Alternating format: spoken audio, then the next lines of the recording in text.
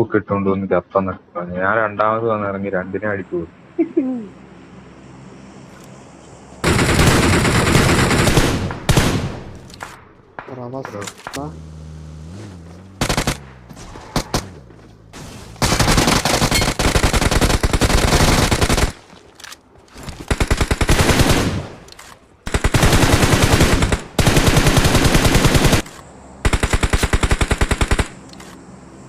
ണ്ട് ഞാൻ ഇരിക്കാണ്ട് വരും തീർക്കണേ. എന്റെ പുറകിലുണ്ട് വേറെ. പൊളിച്ച് താഴെ എവിടെ? കണ്ട്